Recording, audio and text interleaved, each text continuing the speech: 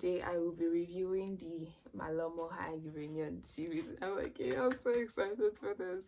So the first time I read a series by Adesuwa, that was Junika's Bridesmaids in my head.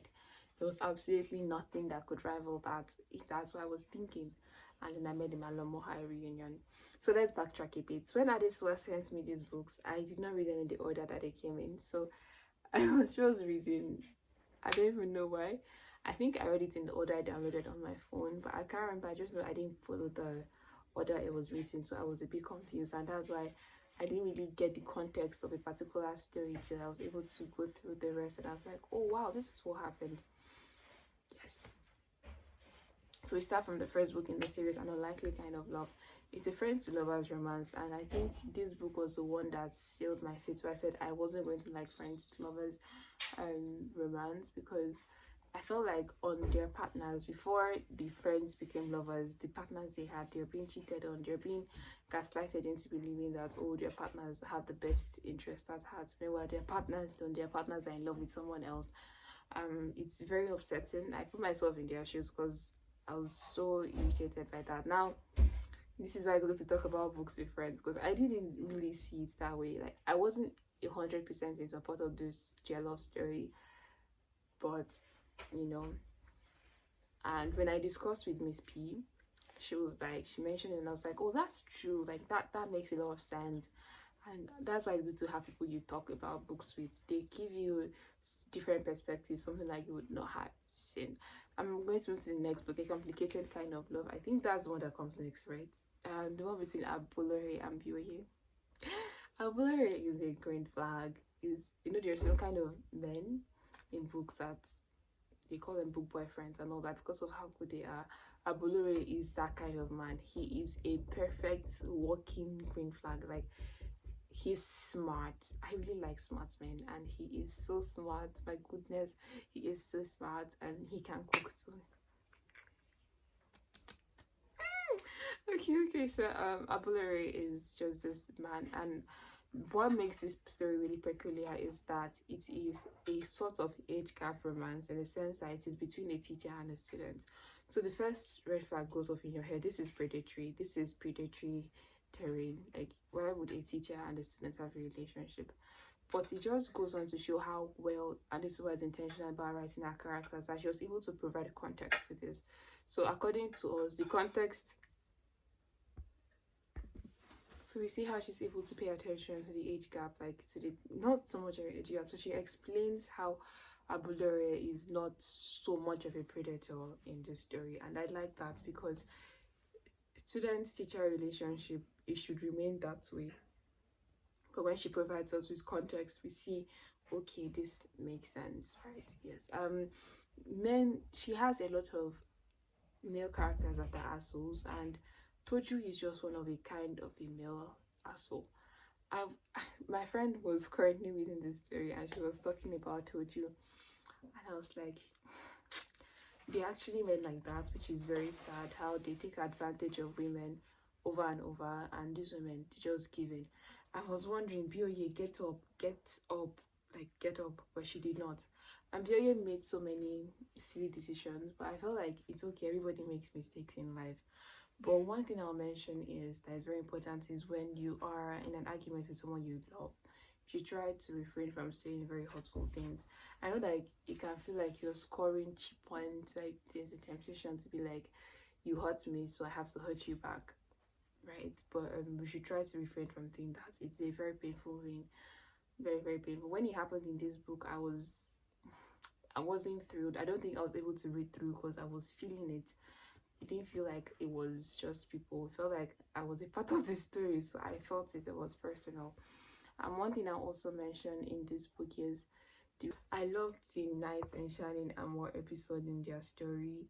It was so beautiful. It was like and I liked how he was like, I don't want her to know I'm the one that did this, but yeah, my baby girl is in distress, I have to go save her. It was so nice. I really liked that.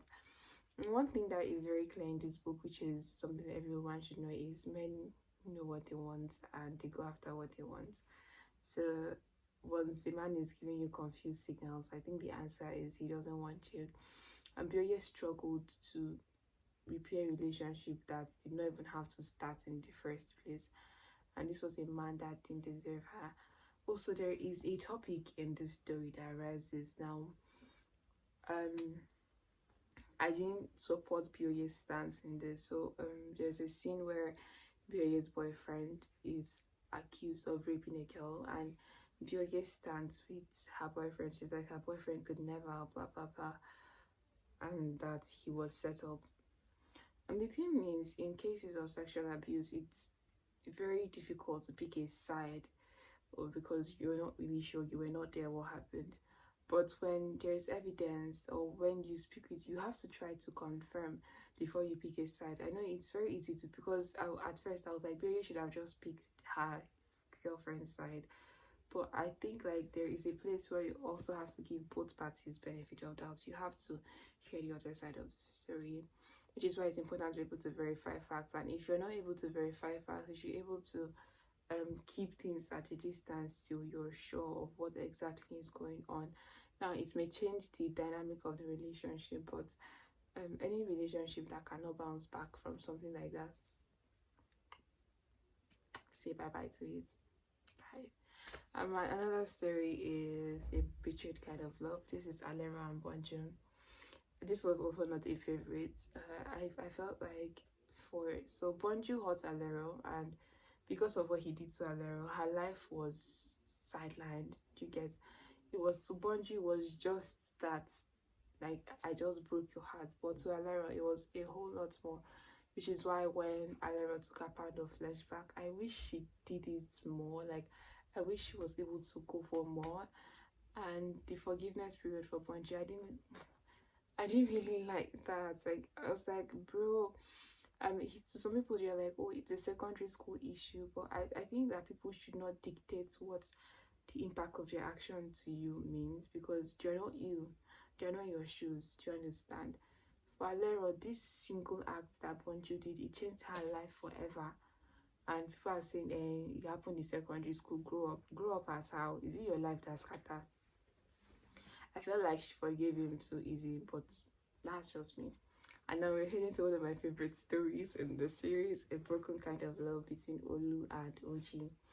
Oji is short form for Oguguwa, and Olu is for Olumese. So this book starts with grief, and I think this was the first book I read when I first read the series. So I was wondering, why is everybody sad? Like, what's going on? And by the time I had read the first, second, third, I was like, oh, this is what happened, and I felt the heaviness of the story. So these two are together. It's an age gap romance. Olu is a younger man, by the way. Yes, so he's a younger man, and Olu is such a sweet man. And one thing I'll say Olu does is he resists the notion that men are not mature. So there's this saying that men are not mature, or women are more mature than men. I find it a very irritating take, because we are pretty much.